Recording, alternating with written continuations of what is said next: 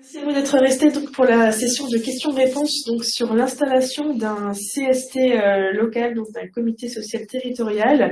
Et bien à présent, je vais laisser la parole donc au pôle carrière et instance paritaire, donc ils vont vous faire un point sur le sujet et ensuite vous aurez donc la possibilité de poser des questions du coup concernant l'installation du CST ainsi que le droit syndical. Merci.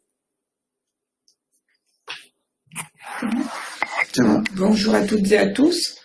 Donc on va faire un petit tour d'horizon rapide sur l'installation des comités sociaux territoriaux locaux, donc notamment pour les collectivités de plus de 50 agents qui ont dû le mettre en place là, ces dernières semaines ou qui vont le faire très prochainement. Voilà, et sur la formation spécialisée également, puisqu'il y a que quelques collectivités qui sont concernées.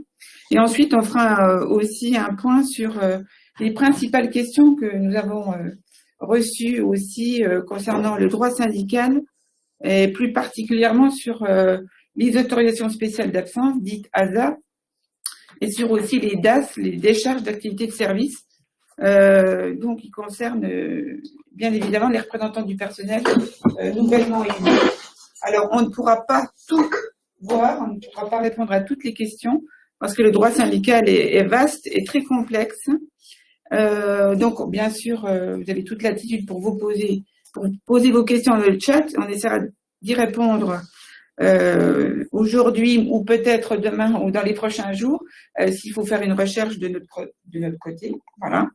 Donc, on va démarrer, si vous le voulez bien, par partager mon écran pour vous faire diffuser un document que les collectivités de plus de 50 agents avaient reçu par mail il y a, je pense, courant du mois de janvier 2023.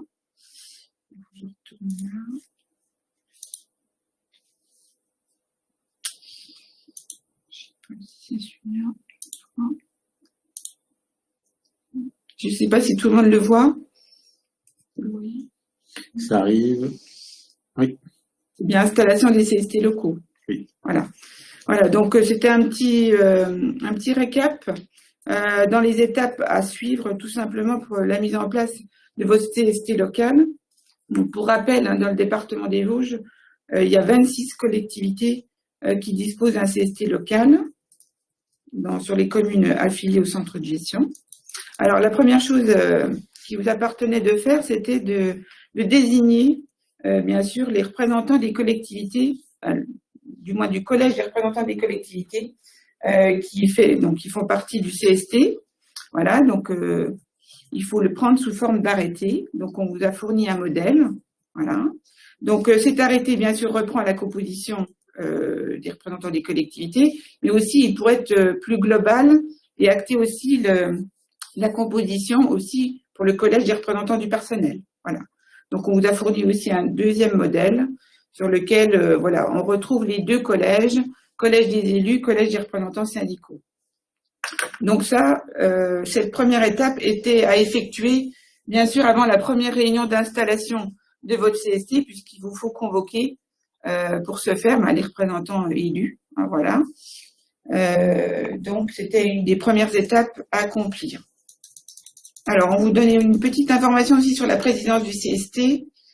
Donc pour les CST locaux, les membres des représentants élus sont désignés par l'autorité investie du pouvoir de nomination, parmi les membres de l'organe délibérant ou parmi les agents de la collectivité ou d'établissement public. Donc, comme vous le savez, ça c'est une particularité du CST. Dans le collège des élus, on peut retrouver un agent de la collectivité. Donc, souvent, ça peut être le DGS, donc le directeur général des services, ou le DRH, ou un autre fonctionnaire de la collectivité. Donc, il fait partie intégrante du collège des élus. Donc, ça, c'est tout à fait permis. Le président est par défaut le maire ou le président de l'établissement. Il peut être prévu aussi un élu en cas d'empêchement. Voilà, donc on vous a fourni aussi un modèle.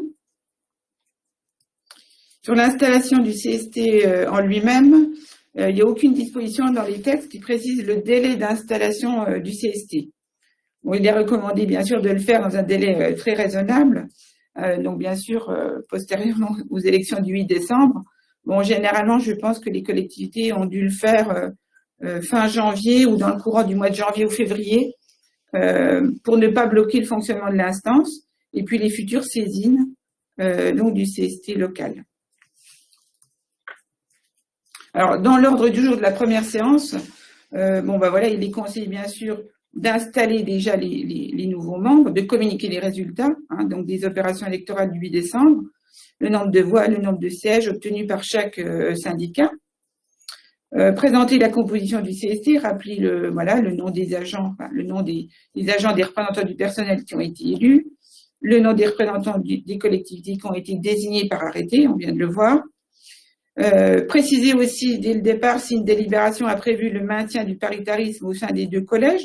Donc ça, votre collectivité a forcément déjà délibéré avant le 8 juin. Donc ça, c'était dans le calendrier 2022, c'était une étape qui vous appartenait de remplir également. Donc le paritarisme, en fait, c'est le même nombre de représentants dans les 2 collèges.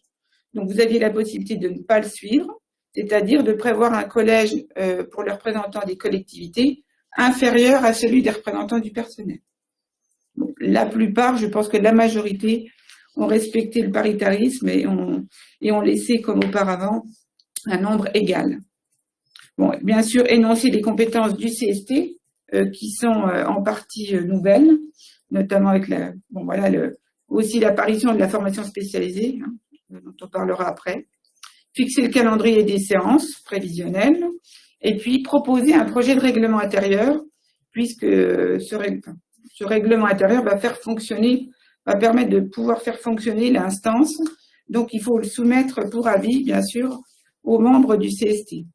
Alors, là aussi, le texte prévoit que normalement, on doit recueillir l'avis des membres de la formation spécialisée lorsqu'elle existe pour établir ce projet de règlement intérieur. Donc souvent, on attend aussi les observations des représentants lors de la première réunion et ensuite le règlement intérieur est adopté à la séance suivante, si tout le monde est d'accord. Voilà, donc alors au niveau de la formation spécialisée, pour les communes qui ont à la mettre en place, alors obligatoirement ce sont les communes de plus de 200 agents, mais il était possible aussi pour les collectivités de moins de 200 agents de la mettre en place, sous réserve d'avoir délibéré en ce sens. Donc, oui, il y a des collectivités dans le département qui l'ont fait. Il y en a très peu, mais il y en a qui ont décidé de la mettre en place. Donc là, pour les représentants des collectivités, là aussi, il faut prendre un arrêté pour désigner les représentants. Donc ça, je passe rapidement. Ensuite, les représentants du personnel, la grosse différence avec le CST, c'est qu'ils ne sont pas élus. Donc, ils sont désignés, ils ont été désignés par chaque organisation syndicale qui siège au CST de votre collectivité. Voilà, donc c'est égal au nombre de sièges obtenus. Donc là, il y avait une possibilité pour chaque représentant titulaire d'avoir un représentant suppléant, voire 2. Donc ça, c'était une décision qui vous appartenait de prendre aussi par rapport à la composition du collège des représentants du personnel. Ces désignations doivent intervenir dans un délai d'1 mois à compter de la proclamation des résultats. Donc théoriquement sur le papier, au 8 janvier 2023, ces désignations ont dû avoir lieu. Ouais. Donc on vous incitait au mois de janvier, bien sûr, à adresser un courrier aux OS, aux organisations syndicales ayant obtenu des sièges, et leur demander, bien sûr, d'effectuer cette désignation. Voilà, donc je pense que ça a été le cas dans vos collectivités respectives. Voilà, donc je passe sur les 2 suppléants, bon ça c'est un détail. Voilà, donc on vous a fourni aussi des modèles d'arrêtés pour acter la constitution de la formation spécialisée en santé, sécurité et conditions de travail. Je ne sais pas si tu veux ajouter quelque chose par rapport à la formation spécialisée. Donc là aussi, lors du jour de la première séance, c'était un peu la même chose que pour le CST. Présenter la composition de la formation spécialisée, le nombre de membres, donc citer bien sûr le nom des représentants du personnel qui ont été désignés par les OS, les représentants élus, et aussi recueillir les propositions des membres sur le projet de règlement intérieur du CST dont on vient de parler à l'instant, énoncer les compétences de la formation spécialisée, donc là, elles sont aussi nombreuses et variées, fixer le calendrier des séances, et puis là aussi, proposer un projet de règlement intérieur propre à la formation spécialisée. Donc, oui, l'élection du secrétaire qui change. Oui, il y avait une différence, effectivement, ma collègue Céline Keller qui s'occupe de la formation spécialisée, effectivement, nous fait remarquer qu'effectivement, au niveau du secrétaire de la formation spécialisée, c'est un petit peu particulier. Et déjà, il y a 15 secrétaires, hein, voilà. À la différence du CST où il y en a 2. Voilà. Alors, je ne sais pas si c'est le cas, si au niveau de vos collectivités, est-ce que vous avez déjà mis en place, j'enlève le partage d'écran, je ne sais pas s'il y a des questions déjà à ce stade, c'est-à-dire au niveau de l'installation, est-ce que vous l'avez déjà fait? Est-ce que vous avez rencontré des difficultés? Est-ce qu'il y a encore des questions pour vous? Ou est-ce que certaines collectivités vont seulement le faire dans les prochaines semaines? Je ne sais pas, j'attends vos questions. Ou alors, on peut continuer peut-être sur le droit syndical et puis on répondra à le manque de suppléants. Alors, je vois la question, oui, de M. Dufossé. Donc, je pense qu'on avait échangé téléphoniquement sur ce problème-là et je vous avais invité, il me semble, à voir avec les services de la préfecture. Je ne sais pas si vous avez une réponse. Je ne sais pas si vous pouvez m'en dire un peu plus. J'attends la réponse de M. Dufossé. Le tirage au sort n'est pas fait. Oui, parce qu'en fait, ils auraient dû en faire un et je pense que ça n'a pas été fait. Voilà. Bon, voilà, ça c'est un cas particulier, effectivement. En présence de listes incomplètes, c'est ce qui s'est passé d'ailleurs au centre de gestion des Vosges. Si les listes étaient incomplètes, il y avait impossibilité, d'obtenir, on va dire, l'ensemble des sièges souhaités. Et bien sûr, on devait passer par un tirage au sort pour désigner les représentants du personnel manquants. Voilà. Alors, je ne sais plus exactement le contexte, j'ai plus en tête le contexte de votre collectivité, mais voilà, normalement, ça aurait dû être vu, ça, au moment du procès verbal, lorsque, suite au scrutin du 8 décembre, il fallait constater effectivement qu'il manquait peut-être voilà, des suppléants, et auquel cas, il aurait fallu effectuer un tirage au sort. Voilà, c'est ce que nous avons, nous, réalisé ici au CDJ le 8 décembre. Donc, d'un côté, nous avons des représentants du personnel qui ont été élus, hein, voilà, et d'autres tirés au sort. Alors, peut-être qu'on va démarrer avec le diaporama sur le droit syndical. Je suis en train de rechercher, c'est pas celui-là. Voilà.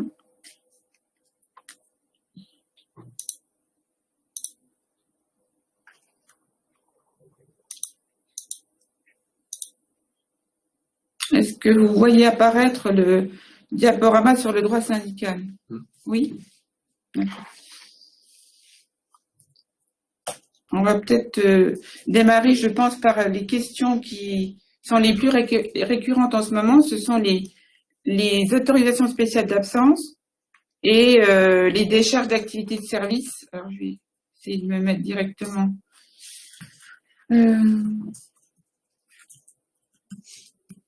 Alors, peut-être expliquer le crédit de temps syndical. Je ne sais pas, Benedio, si tu veux repartir là-dessus. C'était la diapo numéro 8.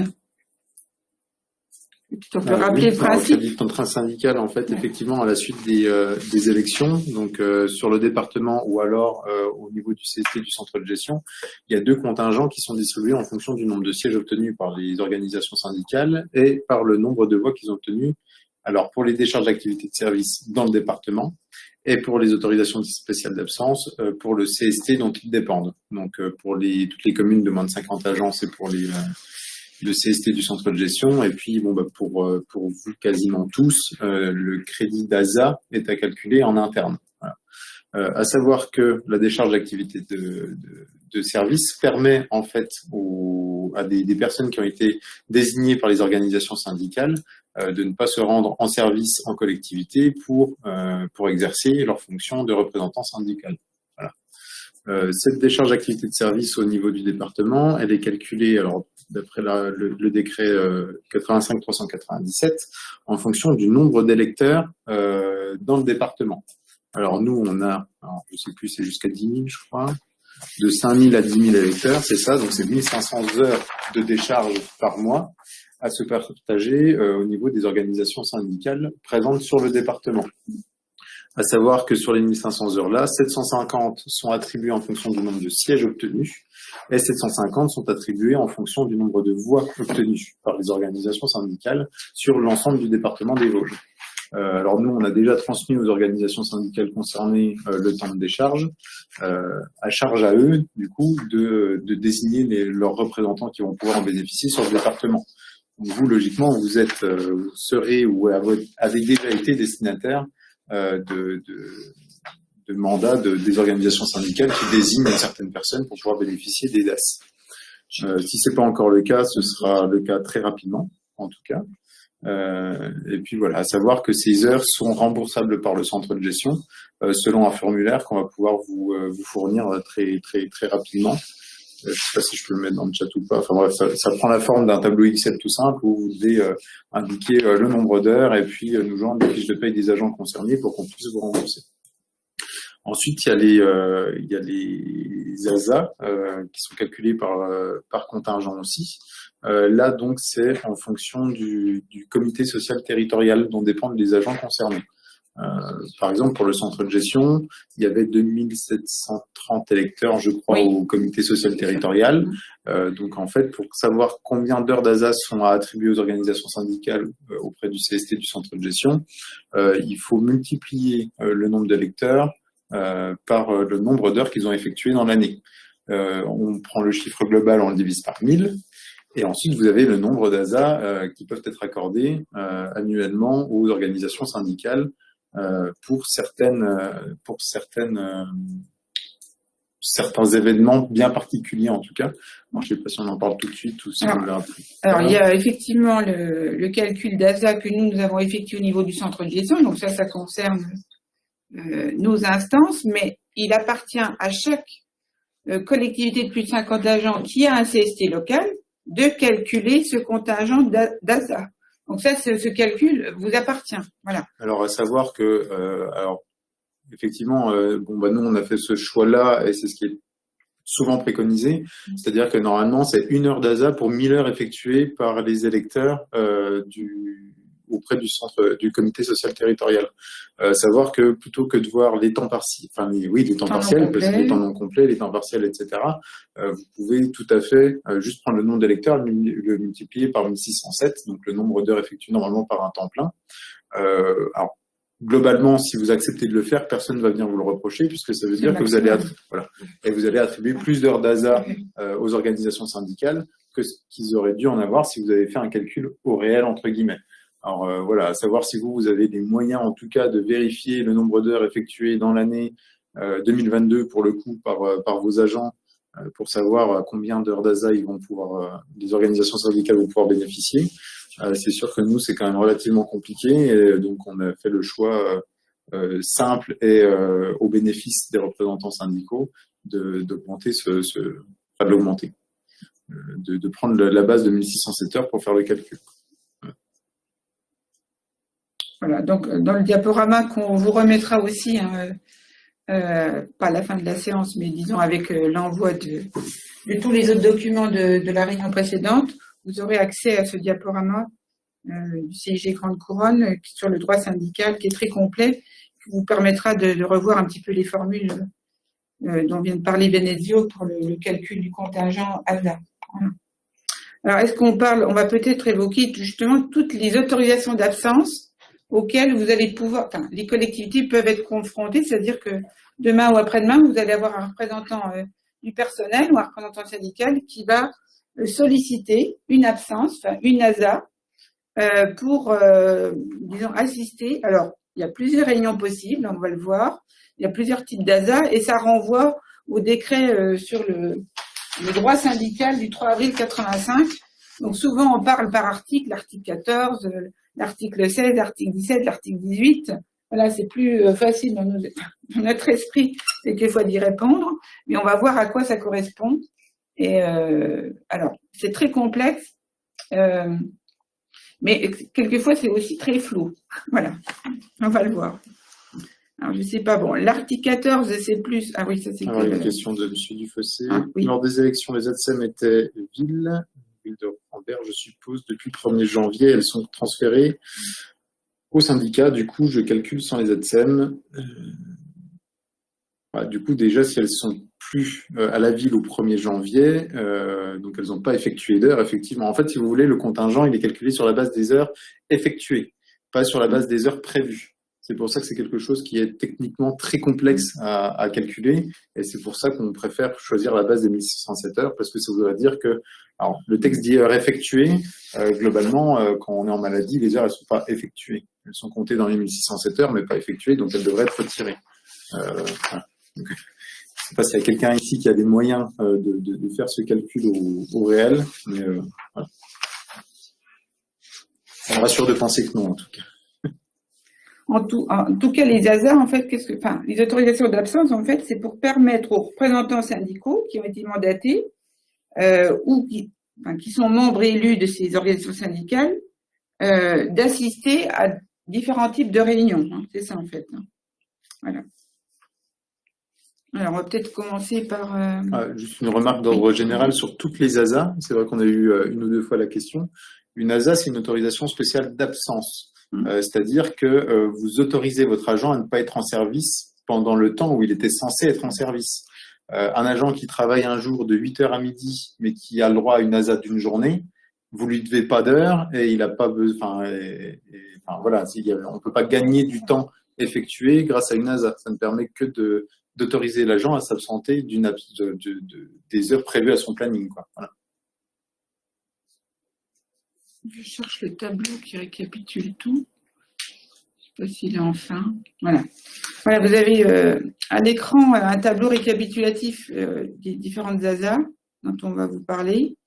Donc, la première, l'article 16, donc c'est pour assister au congrès, aux réunions des organismes directeurs, alors des unions, des fédérations, des confédérations, de syndicats non représentés au Conseil commun de la fonction publique. Alors, au Conseil commun de la fonction publique, il y a un décret ou un arrêté qui fixe la liste des organisations syndicales. Alors, il y a le Conseil supérieur, mais il y a le Conseil commun parallèlement. Donc, on y retrouve la CGT, FO, CFDT, UNSA, FSU, Solidaire, CFE, CGC, FAFPT. Voilà. Donc ça, c'est ceux qui sont au Conseil commun. Mais ça, ce serait pour le premier cas que je cite là aujourd'hui, là maintenant, sont celles qui ne sont pas représentées au Conseil commun. Alors l'exemple, c'est par exemple le syndicat national des directeurs généraux des collectivités territoriales, donc il fait partie de ce premier cas. Voilà. Donc dans ce premier cas, le nombre de jours par an est de 10 jours, 10 jours maximum. Ça veut dire qu'on ne doit pas dépasser ce butoir de 10 jours. Voilà. Alors, on nous dit également les syndicats nationaux et locaux, ainsi que les unions régionales, interdépartementales, départementales, de syndicats qui leur sont affiliés, disposent des mêmes droits. Donc, en fait, ce qu'on vous invite à faire, c'est regarder, lorsque vous aurez sous les yeux une convocation d'un de vos agents à une réunion, à ce type de congrès ou de réunion, il faut regarder le niveau le niveau de la réunion, voilà. Est-ce que c'est départemental, régional, etc., interdépartemental? Donc, il y a déjà ça à voir, et il faut voir quel type de syndicat c'est. Est-ce qu'il est au Conseil commun? Est-ce qu'il n'est pas représenté au Conseil commun? Voilà. Donc, ça, c'est la première chose. Ensuite, on a les congrès ou réunions des organismes directeurs des organisations syndicales internationales, unions, fédérations, confédérations. Donc, pour les syndicats représentés au Conseil commun. Donc, ça, c'est tout. Les syndicats, je vous ai listés tout à l'heure. Donc là, le quota est de 20 jours par an et non plus de 10. Nous avons également ensuite l'article 17, donc du décret sur le droit syndical, qui prévoit donc des ASA pour les congrès, les réunions des organismes directeurs d'un autre niveau. Donc là aussi, on s'est beaucoup interrogé sur la qualification de autre niveau. En fait, c'est le niveau local, c'est-à-dire c'est ni départemental, ni régional, ni national ou international. Voilà. En fait, c'est le plus proche, quoi. Voilà. Donc, local, c'est une section locale, un syndicat local qui a été créé. Voilà. Donc, ça concerne plutôt ça. Alors, pour l'article 17, en fait, c'est le contingent dont Venezio a parlé tout à l'heure, la fameuse 1 heure pour 1000 heures travaillées. Hein, voilà. Donc, si votre agent doit assister à ce type de congrès, voilà, dans ce cas présent de l'article 17, il faudra défalquer du contingent calculé le nombre d'heures d'absence. Voilà. Et celles-ci sont remboursables par le centre de gestion aussi, les ASA. Voilà, c'est ça, tout à fait. Par un autre formulaire qu'on pourra vous adresser également si le cas se présente sans aucun problème. Juste.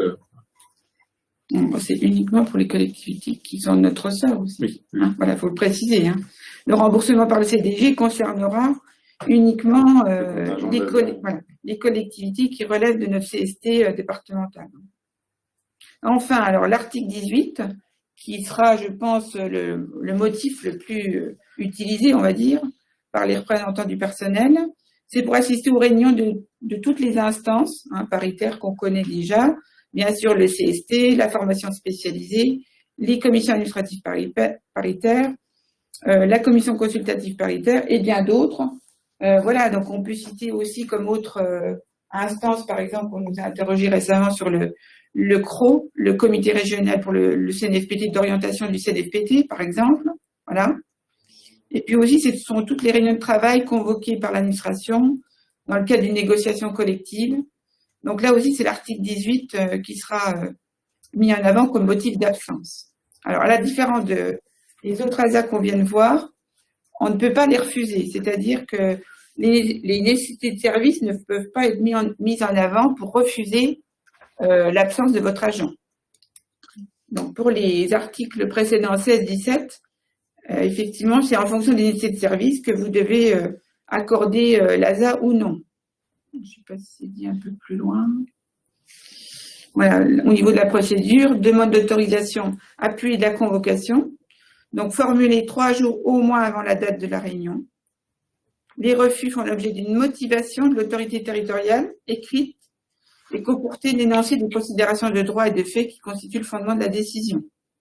Seules des raisons objectives et propres à chaque situation, tenant à la continuité du fonctionnement du service, peuvent être invoquées pour justifier qu'il ne soit pas fait droit à la demande de l'agent. Voilà. L'article 18, donc là, c'est tout l'inverse. Donc, elles sont accordées de droit. Donc, je reviens sur le petit tableau, voilà. Donc, si vous avez un doute sur un motif d'ASA, n'hésitez pas à nous contacter, à nous transmettre en copie voilà, la convocation adressée par le syndicat et pour lequel votre agent demande une absence. Et à ce moment-là, on essaiera de répondre au mieux au motif d'absence. On peut peut-être dire ce que comporte une ASA au niveau du délai, c'est-à-dire le nombre d'heures de la réunion, plus les délais de route, voilà. Effectivement. Et de préparation. Donc, pour l'article 18, notamment, il y a une ASA pour la préparation de la réunion et une ASA pour la réunion. L'ASA pour la préparation est d'une durée équivalente à la durée prévisionnelle de la réunion en elle-même. Alors, c'est sûr qu'on vous invite à préciser, lorsque vous convoquez vos représentants du personnel à une réunion de votre CST ou formation spécialisée, de bien indiquer le temps de la réunion, voilà, afin que l'ASA soit, calibrée au plus juste. Oui, mais c'est normal. Voilà. Ok, donc ça c'était bon. Alors, je ne sais pas, est-ce qu'on peut voir aussi peut-être maintenant les décharges d'activité de service.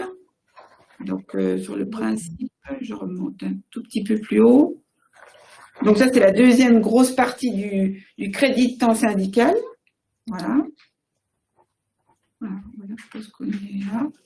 Donc, pour le centre de gestion, bien sûr, ce calcul nous revenait. Donc, comme l'a dit mon collègue tout à l'heure, on l'a déjà fait début janvier.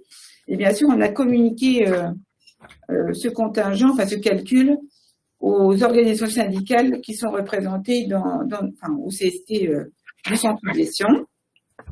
Voilà. Alors, la logique, c'est celle-ci, c'est-à-dire qu'une fois que le contingent est connu par les syndicats, elles doivent désigner les bénéficiaires, les agents bénéficiaires de ces décharges d'activité de service. Alors, à quoi sert une décharge d'activité de service? C'est pas pour se rendre à une réunion comme on vient de voir, et là, en l'occurrence, au niveau du NASA, c'est plus prendre du temps, prendre du temps pour travailler pour le syndicat. C'est préparer un dossier, peut-être aller dans une collectivité, rencontrer un agent, défendre un dossier. Voilà, ça c'est du temps nécessaire qui rentre dans les DAS, dans les décharges d'activité de service. Donc, il faut bien les distinguer des autorisations spéciales d'absence qui ont un tout autre objet. Voilà. Donc, pour les communes qui sont affiliées au CDG, donc le calcul a été effectué par nos soins. Donc, bien sûr, ce calcul, on a tenu compte du barème qui est prévu dans le texte sur le droit syndical. On a tenu compte, bien sûr, de toutes les voix obtenues aux élections du 8 décembre, au CST du CDG et dans les CST locaux. On a tout additionné. Alors, pour les collectivités qui ne sont pas affiliées, ce calcul leur appartient. Je pense par exemple à la ville d'Épinal ou au conseil départemental des Vosges, qui ont dû faire le même calcul. Donc là aussi, la répartition du contingent pour les décharges, c'est exactement le même que pour les ASA, c'est 50%. D'un côté pour par rapport au nombre de voix obtenues, et puis de l'autre pour le nombre de sièges obtenus. Voilà, je vous fais grâce des détails par rapport au barème du nombre d'heures. Donc nous, en l'occurrence, pour nous, c'était 1500 heures. Voilà. Ça correspondait au nombre de lecteurs que nous avions inscrits sur notre CST. Donc ça, je vous passe, il y a des exemples de calcul, vous pourrez voir. Voilà, je passe rapidement. Alors, ce qu'il faut savoir aussi pour les décharges d'activité de service. Donc, les OS, normalement, doivent adresser aux collectivités employeurs un courrier désignant tel ou tel agent bénéficiaire de DAS. Donc, tant que vous n'avez pas ce courrier, vous ne savez pas officiellement quel agent va bénéficier de DAS ou pas. Alors, dans le mandat précédent, qui s'arrêtait le 8 décembre 2022, plusieurs peut-être de vos agents bénéficiaient déjà de DAS. Il faut savoir que les DAS, passé le 8 décembre du mandat précédent, c'est terminé, elles sont obsolètes. Donc, on repart sur un nouveau mandat avec un nouveau contingent qu'on vient de calculer. Donc, on repart à zéro. Donc, tant que vous n'avez pas un courrier officiel de l'organisation syndicale qui vous désigne, monsieur Untel bénéficiera d'une décharge d'activité de service à hauteur de X jours par mois ou X jours par semaine, c'est difficile pour vous de prendre en compte ces DAS et puis de l'officialiser. Parce qu'on va le voir par la suite, il faut prendre un arrêté pour placer l'agent en décharge. Alors, dans les décharges, soit on peut être en décharge d'activité complète, totale, ça veut dire à temps complet, l'agent est déchargé à temps complet sur le syndicat, ou il peut être déchargé partiellement. Alors oui, il y a un point important, c'est que le contingent, il est mensuel. Oui. Il est mensuel et réglementairement parlant, on ne peut pas le décaler d'un mois à l'autre. C'est-à-dire que le contingent qui n'est pas pris sur un mois ne peut pas être, il peut pas être pris par anticipation ou par récupération le mois suivant. C'est vraiment le contingent il est mensuel et à prendre dans le mois, chaque mois dans le mois. Alors, les bénéficiaires des DAS, ils peuvent être soit titulaires, soit contractuels. Les stagiaires, normalement, ne peuvent pas bénéficier de DAS. Donc, je le disais à l'instant, il faut prendre un arrêté. Donc, ça, on pourra vous fournir, c'est nous qui allons le prendre, l'arrêté. Voilà, oui. Donc, dès le début de l'année, là, 2023, donc, si vous avez connaissance, bien sûr, de l'agent bénéficiaire de DAS, je dis qu'il vous appartient donc de prendre un arrêté, le plaçant dans cette position. Donc voilà, les OS communiquent la liste nominative à l'autorité territoriale. Et dans le cas où la décharge d'activité de service donne lieu à remboursement des charges salariales par le centre de gestion au président du centre de gestion. Donc normalement, le syndicat, parallèlement, adresse ce même courrier à nos services afin que nous, on puisse vérifier aussi, mais bien sûr, le contingent, si le contingent n'est pas dépassé et s'il est juste, et ce qui permettrait le remboursement par la suite. Donc ça veut dire que concrètement, lorsqu'un agent bénéficie de DAS au sein de votre collectivité, lorsqu'il va s'absenter, imaginons 2 jours dans le mois, vous communiquerez au centre de gestion ce fait, avec comme appui, comme pièce justificative, le bulletin de salaire de l'agent. Et le CDG va procéder au remboursement de cette partie d'absence à votre collectivité. Voilà. Donc, le centre de gestion a cette prérogative. Alors, au niveau de la désignation des agents bénéficiaires des DAS, si cette désignation est incompatible avec la bonne marche du service, l'autorité territoriale motive son refus et invite l'OS à porter son choix sur un autre agent. Donc, si vous estimez que l'absence de l'agent est totalement inenvisageable et totalement incompatible avec la bonne marche du service, vous pouvez refuser, la collectivité peut refuser et demander au syndicat de désigner un autre agent. Bon, mais il faut des bons motifs. On a vu dans plusieurs jurisprudences qui laissaient entendre qu'il était difficile de refuser, que ça pouvait être considéré comme une entrave au droit syndical. Voilà. Notamment un exemple où il n'y avait qu'une seule ADSEM dans une collectivité et qu'elle voulait être représentante syndicale. Les nécessités de service, alors on peut comprendre effectivement que la laisser partir c'est un peu compliqué, surtout pour s'occuper des enfants, mais lui refuser systématiquement reviendrait effectivement à la priver d'exercer son droit syndical. Et dans ce cas-là, la nécessité de service ne peut pas toujours en tout cas être retenue. C'est ça.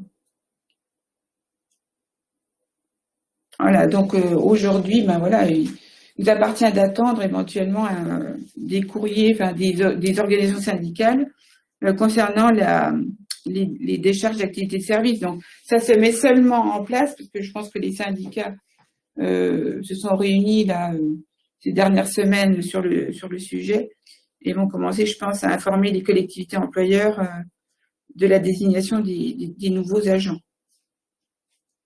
Voilà. Alors pour répondre, je réponds à quelques questions dans le chat. Alors vous pouvez regarder pour les réponses aux questions pour le moment posées. Concernant la question de Madame Rémy, j'avoue que je la comprends pas trop. Quel est le lien entre le nombre d'électeurs et le calcul du contingent article 14? Si c'est 1 heure pour 1000 heures effectuées, nous nous en tenions à ce calcul. Alors voilà, nous en fait, si vous voulez, ce que je disais tout à l'heure, c'est qu'on a pris le nombre d'électeurs puisque normalement c'est en fonction du nombre d'heures effectuées par les électeurs auprès du CST. Qui permettent de calculer ce contingent. Alors nous, on a juste pris le nombre d'électeurs, parce que forcément, ils ont effectué des heures, logiquement, dans l'année, et on l'a multiplié par 1600, puisqu'on peut pas aller au-dessus de ça, pour être sûr, en fait, d'être dans les clous. Ce qui fait que on peut pas nous reprocher de pas avoir donné assez. Je pense à une organisation syndicale qui se sentirait lésée, peut pas attaquer ce calcul, puisqu'on leur donne forcément plus que ce qu'ils auraient dû avoir logiquement, et puis au moins on est sûr de donner au moins ce qu'il faut, et voilà. Donc c'est pour ça qu'il y a un lien entre le nombre d'électeurs et le calcul du contingent. Quel est le délai pour installer le CST? Alors il n'y en a pas, mais normalement le plus vite possible. Voilà. C'est qu'un délai pour la formation spécialisée quand même, mais c'est après l'installation du CST, c'est ça? C'est ça, oui, parce que c'est une désignation qui suit logiquement le CST, puisque ça dépend du nombre de sièges obtenus par chaque syndicat au CST. Donc, Monsieur Topiac nous dit, concernant les nécessités de service, il convient de se référer à la décision du Conseil d'État, donc du mars 96, établissant les contours des nécessités de service opposables aux autorisations d'absence pour exercice du droit syndical. Probablement, je ne les connais pas par cœur. Je pense qu'il y en a certainement d'autres aussi qui sont... je pense que ça dépend aussi de l'utilisation de la notion de nécessité de service, et qu'il y a certainement plusieurs autres. J'espère en tout cas. Madame Rémy, alors oui, effectivement, c'est juste pour l'année des élections. Le calcul du contingent d'ASA, il est calculé alors par année, donc c'est un contingent annuel, mais sur les heures effectuées l'année de l'élection. Voilà. Alors, il me semble que pour le contingent ASA, ça pourrait être éventuellement revu s'il y avait un changement de périmètre ou de renouvellement du CST. Voilà, c'est très rare, mais en cours de mandat. Voilà. Voilà, donc en fait, dans le créditant de syndicat, voilà, deux gros morceaux. Donc, d'une part, les ASA, le contingent ASA. Donc, chaque collectivité de plus de 5 contingents qui a un CST local doit calculer, voilà, et communiquer aux organisations syndicales présentes dans votre CST. Le contingent des DAS, alors pour les collectivités qui sont affiliées au centre de gestion, mais ce contingent est calculé par le CDG, voilà, donc ça vous n'avez rien à faire au niveau du calcul. Si vous avez parmi vos agents, des représentants, des agents qui ont été désignés par les organisations syndicales pour bénéficier de DAS, vous devrez nous communiquer. Et pour demander le remboursement de leur rémunération, il faudra fournir leur bulletin de salaire et remplir un imprimé qu'on vous communiquera, qu'on mettra aussi en ligne à terme. Voilà, ça ne va pas se faire tout de suite puisque je ne sais plus exactement, c'est nos collègues de la comptabilité qui pourraient nous le dire. Je pense que les remboursements ne se font pas tous les mois, mais peut-être par trimestre ou je ne sais pas, semestriellement, je ne sais plus exactement. Voilà, donc je pense qu'il y aura une petite procédure à suivre qui sera un petit peu dictée par le service comptabilité du CDG.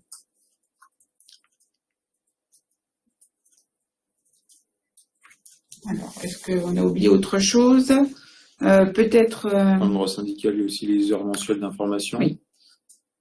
Je vais revenir. C'est de remonter aussi. Effectivement, donc il y a les ASA pour participer à des réunions très diverses. Les décharges d'activité de service pour se consacrer au syndicat, pour travailler voilà, au titre du syndicat. Et puis aussi, comme dit Venezio, il y a aussi d'autres pans du droit syndical que sont les réunions d'information.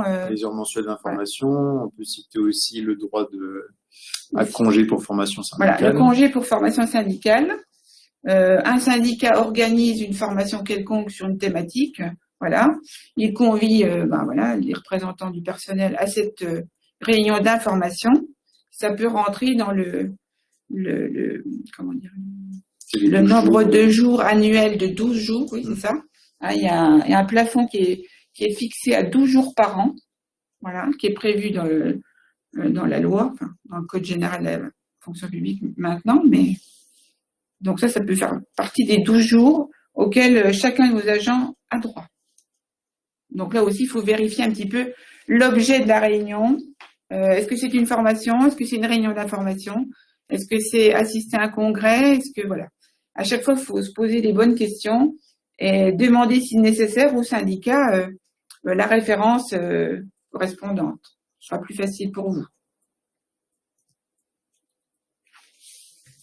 Je pense qu'on a balayé un petit peu les différents types d'absence auxquels vous pouvez être confrontés. Je ne sais pas s'il y a d'autres questions dans le chat par rapport à ça.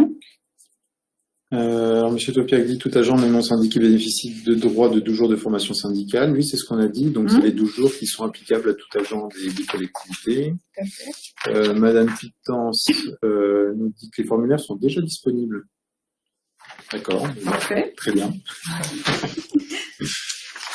Moi, je ne sais pas s'ils vont pas être modifiés avec les taux de cotisation, etc., qui ont changé en début d'année. Enfin, je ne sais pas. Je vais me prononcer là-dessus, j'y connais absolument rien, mais on va voir nos collègues quand même, voir s'il n'y a pas eu de modifications par rapport à tout ça. Moi, je voulais revenir quand même sur le niveau local dont on a parlé tout à l'heure, autre niveau de l'article 17. Les sections syndicales, parce qu'on voit souvent apparaître aussi ce terme dans le décret. Bon, donc, en ce qui concerne la création d'une section syndicale, si jamais vous avez à vivre cette procédure, l'organisation syndicale doit informer l'autorité territoriale, transmettre à l'autorité territoriale les statuts de l'organisation syndicale, envoyer à l'autorité territoriale la liste des responsables de l'organisme syndical lorsque cet organisme compte des adhérents parmi les agents relevant de cette autorité territoriale. Voilà. La section syndicale est le regroupement d'au moins 2 personnes d'une même collectivité et adhérant à un même syndicat. La section locale n'a pas de personnalité juridique, elle est une antenne en quelque sorte du syndicat dans la collectivité. Le bureau local peut être composé à minima d'un secrétaire et d'un trésorier. Il faut savoir aussi qu'on voit multiples strates dans les organisations syndicales. Il faut savoir que les OS, elles déterminent librement leur structure dans le respect des dispositions législatives et réglementaires. Donc la loi n'impose pas de conditions de forme pour créer une section syndicale. Voilà. Mais bon, voilà, on a dit le principal.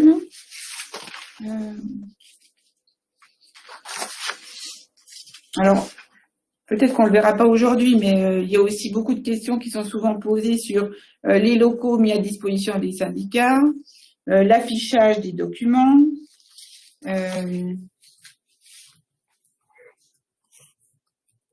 un petit peu les règles de fonctionnement, oui, voilà. Oui, globalement, sur les règles d'affichage, il me semble que c'est un panneau qui doit être mis à disposition pour les affichages syndicaux et tout ce qui est transmission par voie électronique en interne aux collectivités, c'est au bon vouloir de l'administration. Techniquement, il y a pas de règles qui encadrent ça ou qui obligent l'administration à accepter que l'intranet ou que les boîtes professionnelles soient utilisées à des fins de propagande, entre guillemets, ou même d'information syndicale. Donc c'est vraiment en fonction de la bonne volonté de l'administration. À savoir que je déconseillerais quand même à une collectivité de n'accéder à cette demande qu'à un syndicat représentatif ou auquel adhèrent les agents de sa collectivité, ou pas d'ailleurs. Voilà. Faire une égalité de traitement aussi avec les organisations syndicales, ça permet d'éviter tout litige. Alors effectivement, afin de prévoir toutes ces dispositions-là, effectivement les collectivités sont invitées à travailler avec les syndicats et voilà, avoir une concertation en amont pour essayer de se mettre d'accord sur tous ces points de fonctionnement. Oui, les affichages, on a vu. Bon, après, voilà, il y a la distribution aussi des documents d'origine syndicale qu'on peut revoir rapidement. Tout document peut être distribué dans l'enceinte des bâtiments administratifs sous les réserves suivantes. Cette distribution ne doit concerner que les agents de la collectivité. L'organisation syndicale doit concomitamment communiquer un exemplaire du document au maire ou au président. Cet exemplaire peut être transmis sous forme numérique. La distribution ne doit pas porter atteinte au bon fonctionnement du service. Dans la mesure du possible, la distribution se déroulera en dehors des locaux ouverts au public. La distribution ne peut être assurée que par des agents qui ne sont pas en service ou qui bénéficient d'une décharge d'activité de service.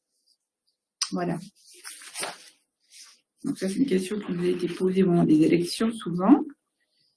Peut-être aussi les ASA dont on a parlé au départ pour assister à des congrès, les organismes directeurs. Donc là aussi, il y a des définitions. Est considéré comme congrès une assemblée générale définie comme telle dans les statuts de l'organisation concernée, ayant pour but d'appeler l'ensemble des membres à se prononcer sur l'activité, l'orientation du syndicat.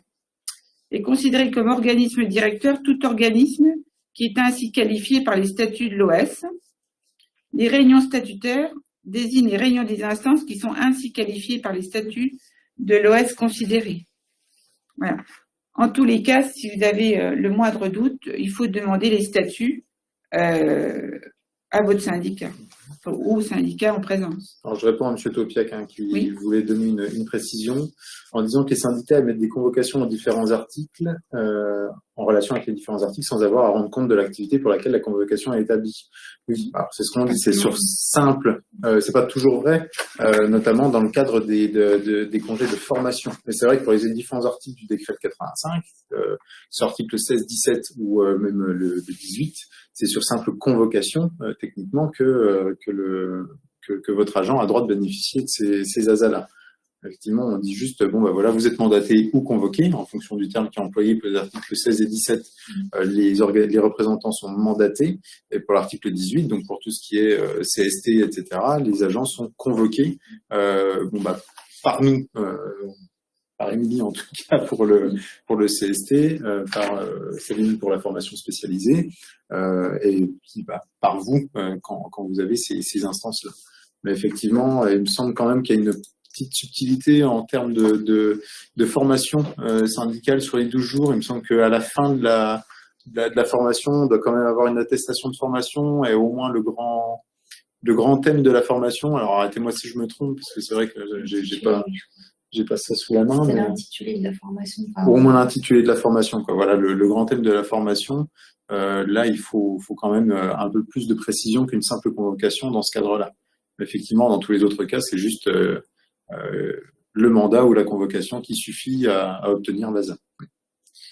Madame Pitance nous dit qu'effectivement, la conclusion d'un protocole relatif à l'exercice du droit syndical dans lequel on inscrit toutes les règles, ça facilite les relations, je veux bien vous croire.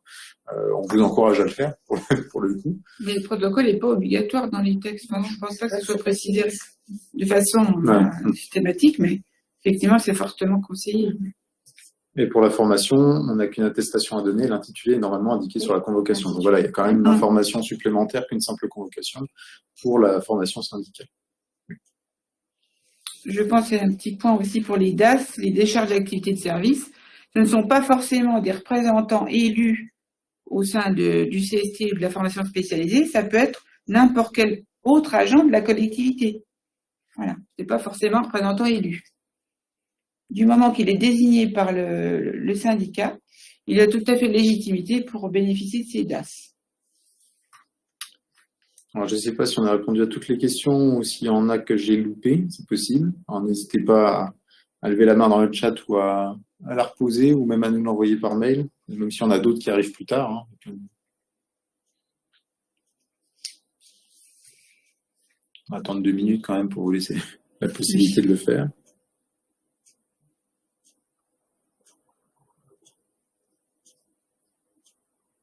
Donc, effectivement, il y a des délais aussi à respecter, voilà, pour solliciter les ASA. Donc, je pense que les représentants du personnel et les syndicats connaissent bien. Donc, la collectivité, bien sûr, vérifie aussi ce point.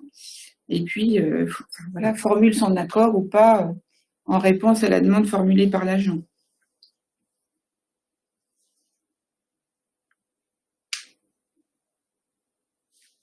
C'est au moins 3 jours pour les articles 16 et 17, donc pour les réunions et les organismes directeurs des unions, fédérations, confédérations, etc. Et puis de toute façon, la convocation pour tout ce qui est, en ce qui nous concerne, CST et formation spécialisée, est transmise au moins 15 jours avant la date de la réunion, ce qui laisse globalement le temps quand même de... On a parlé de la réunion mensuelle d'information, 1 heure, là. Oui. Très rapidement, mais oui. Pour les formations, c'est 1 mois avant la date de celle-ci, me dit M. Topiac, je vous crois sur parole. Et pour les DAS, en général, c'est 3 jours. Donc oui, voilà, c'est 3 jours. Voilà. Et puis voilà, 15 jours pour les instances spécifiques. Il y a aussi une possibilité, bien sûr, de cumul entre les deux, c'est-à-dire entre les ASA et les DAS. Un agent qui bénéficie d'une décharge partielle d'activité peut aussi, bien sûr, cumuler avec des ASA au titre de l'article 17 ou 16 ou 18. Hein. Tant qu'il dépasse le contingent, pas le contingent qui lui est attribué, en fait, il n'y a pas de...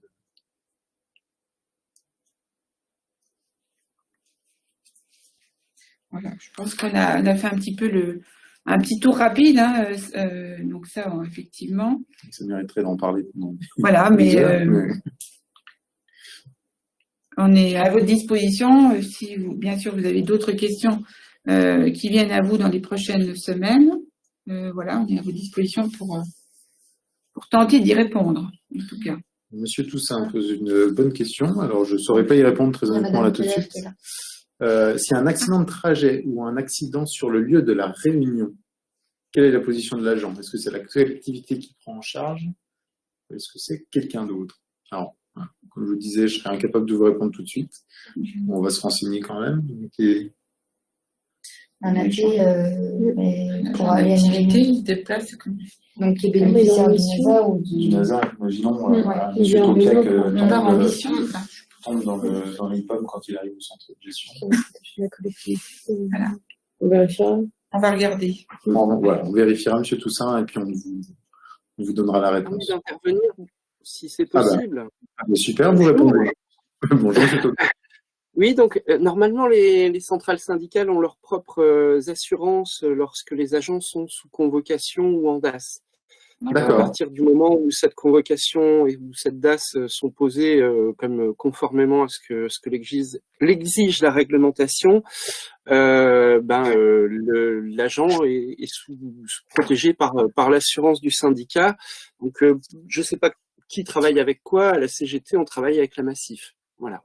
Donc sous ASA aussi, alors j'imagine, parce que là vous dites convocation Sous ASA. ASA Ok. aussi, oui. Super, À merci. partir du moment où on est en activité syndicale. Ok, super. Merci. Si.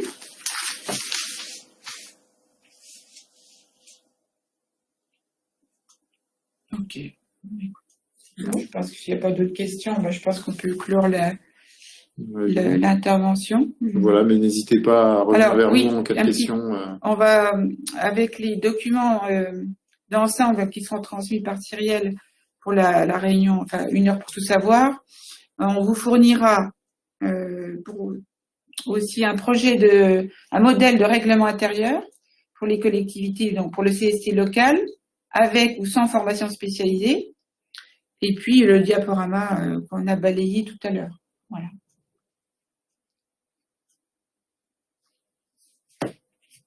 Merci à vous. Et puis, Voilà, merci à Ok, parfait. À Merci tous. beaucoup. On vous souhaite une bonne fin de journée. Merci. Au revoir. Au revoir.